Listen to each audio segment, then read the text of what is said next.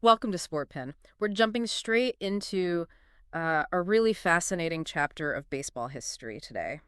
The 1962 New York Yankees. Mm-hmm. This wasn't just, another year they won it all.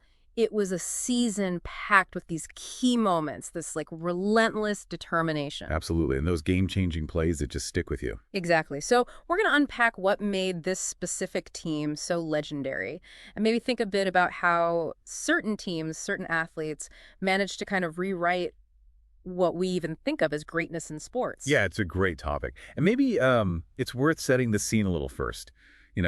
What else was happening in baseball in '62? Good point. Because it wasn't just the Yankees doing their thing. No, not at all. You had this really dramatic pennant race in the National League. Giants versus Dodgers going right down to the wire. Right. Total contrast to what was happening across town. Well, yeah. Over in Queens, you had the brand new expansion Mets. Whole different kind of spectacle, really, under Casey Stengel. Oh, the Mets? Their first year? 40 wins. Is that right? 40 wins, yeah. Yeah. Against 160 losses. It's almost hard to wrap your head around. You almost have to admire it in a weird way. And Marv Throneberry became the face of it all, didn't he? He really did. Marvelous Marv. The stories. Yeah. Like the triple where he supposedly missed second base. Yeah. And then Stengel gets told, don't worry, Skip, he missed first base too. Yeah, it's just classic. A perfect symbol of that team's, endearing chaos, maybe. Enduring chaos, I like that. But what's interesting, I think, is how Throneberry and the Mets kind of caught on with a certain group of fans. Yeah, how so? Well, maybe younger fans or fans just looking for something different. The Yankees were so dominant, maybe a little predictable for some. Okay, I see. Rooting for the underdog, the clown princes, as they were called sometimes. Exactly. It shows that kind of shift in fan loyalty you sometimes see when one team just wins and wins Yeah. and wins. People look for an alternative story to follow. That makes sense. So you've got this dynasty and then this anti-dynasty kind of capturing different parts of the city. And while all that's going on, the game itself is actually changing a bit too. Subtly, maybe, but importantly. How so? Well, Major League Baseball decided to expand the strike zone around that time, early 60s. Oh, right. Why did they do that? The thinking was, I believe, that offense had gotten a little too dominant. So making the strike zone bigger, well, that naturally helps the pitchers, right? Yeah, it gives them more room to work with, so it changes the balance. It definitely altered the offensive landscape. Yeah. Teams had to adjust their approach at the plate. Okay, so thinking about the Yankees then, a team known for, power hitting. Yeah. How did they fare with this shift?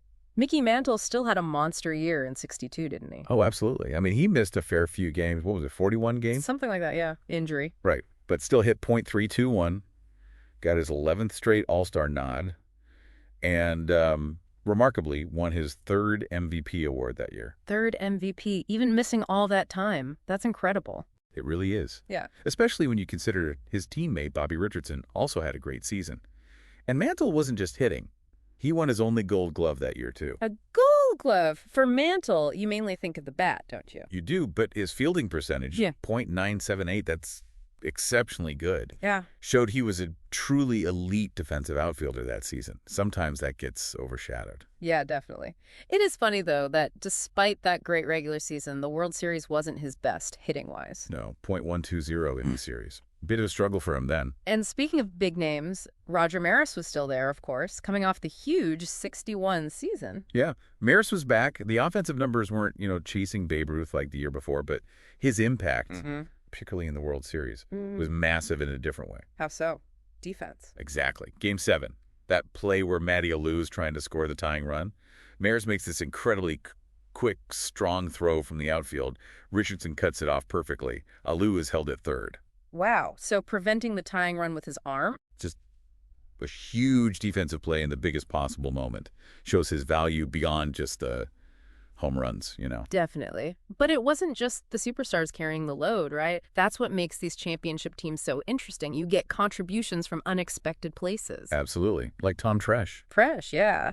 Not exactly Mantle or Maris level fame, but he came up huge in the series. He really did. Game 6 against the Giants.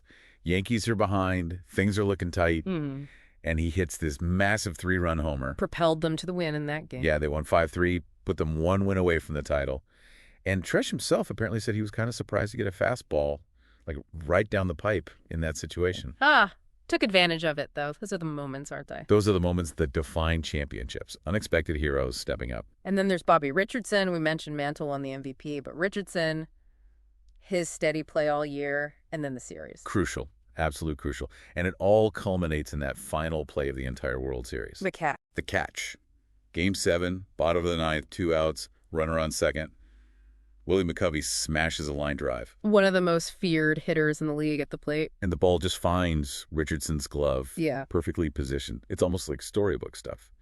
It felt destined in a way. Secures the World Series right there. Incredible. That whole series against the Giants sounds like it must have been edge-of-your-seat stuff. Oh, it was. A full 7 games, back and forth, real tension. What were some of the other highlights? You mentioned Game 7. Well, Game 3, back in New York, it was scoreless for ages, a real pitcher's duel. Then boom, bottom of the 7th, Yankees break through. How'd that happen? Singles by Tresh, then Mantle, then Maris loads the bases. Then McCovey actually makes an error at first. It's a couple of runs in. Yankees score 3, hang on to win. Bob Stafford pitched great for them. Okay, so Yankees take the lead in the series there, but the Giants fought back, obviously. Oh, yeah. Game 4, another great pitching matchup on paper. Juan Marichal for the Giants, Whitey Ford for the Yanks, both Hall of Famers. Wow. How did that one play out? Giants got an early lead. Yankees tied it up.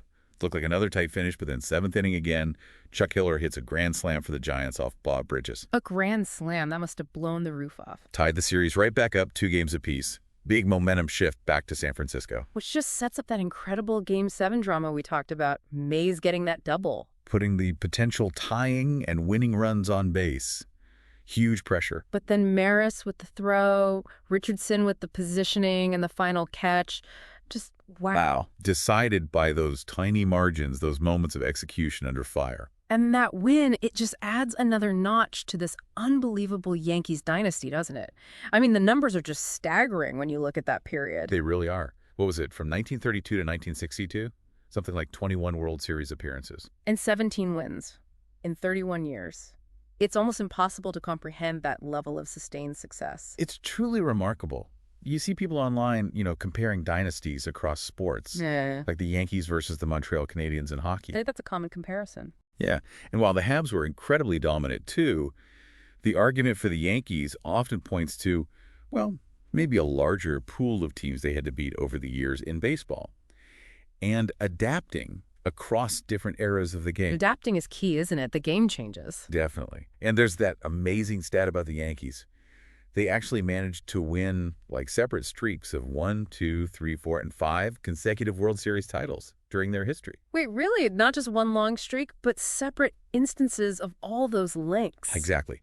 Which just highlights their incredible consistency, their ability to rebuild, retool, and just keep finding ways to win year after year, decade after decade. So what's the secret sauce then? What allows a team to maintain that kind of greatness for so long? Well, people who study high-performing teams, leadership experts, they often talk about the importance of a certain kind of leader. Okay. Someone they sometimes call a charismatic connector. Someone who doesn't just talk to the group but connects with players individually, fosters real open communication, builds that strong culture from within. So less about just X's and O's, more about the human element. Yeah, partly. You have to wonder how that dynamic worked within the Yankees management and coaching structure during that era. It makes you think about the behind-the-scenes stuff. There must have been some core principles at play. Oh, for sure. You look back at analyses of the dynasty, and things come up like, obviously, strong leadership, but also having really clear, effective processes for finding and developing talent. That's huge for long-term success. Can't just rely on buying stars forever. Right. You need that pipeline. And balancing the superstars, your Mantles and Maurices, with really solid, dependable performers. The Richardsons and Treshans. Everyone playing their role. Exactly. And making a real point of celebrating the team's history, embedding that winning culture, making it mean something to wear the pinstripes. That talent development piece feels so critical. The idea that scouting wasn't just left to a few guys, but that maybe everyone in the organization had some role in identifying talent. Yeah, that commitment to talent assessment, building that extensive scouting network, that was clearly a massive advantage for them for a long, long time. So while the Yankees are maintaining this incredible dynasty, you also mentioned the wider baseball world was changing in '62. Right. It wasn't static. You had significant things happening off the field, too, like new ballparks opening. Dodger Stadium, that was '62, wasn't it? Huge deal for L.A. Massive. Changed the fan experience out there, big boost in attendance. And it was interesting because it was privately financed, which was unusual then. And didn't a new park open in D.C. too? Yep. D.C. Stadium, later renamed RFK Stadium, home for the Washington Senators. President Kennedy actually threw out the first pitch. Wow. So real signs of modernization in the game, new facilities. Definitely. New stadiums, representing a shift in the business and presentation of baseball. And thinking a bit further ahead, but rooted in this era, wasn't there a big shift coming in how people analyze the game too? With statistics. Absolutely. A few years later, in 1969, you get the publication of the Macmillan Baseball Encyclopedia. That was a landmark moment. Why was it so important? It just represented this burgeoning focus on stats, on data.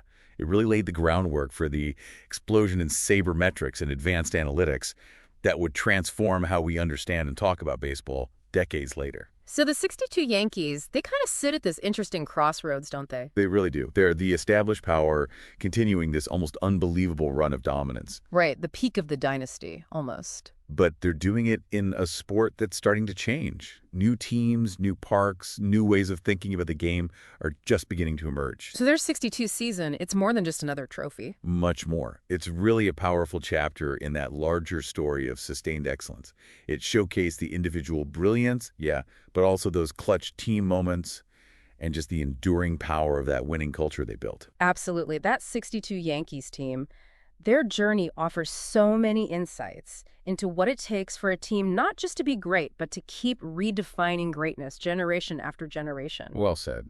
It's about the pursuit, the pressure moments, and ultimately becoming legendary. It really is. A potent reminder that greatness in sports is so much more than just the wins and losses. It's that relentless drive, the unforgettable plays, and how a team can just capture our imagination. Thank you for listening to Sportpen.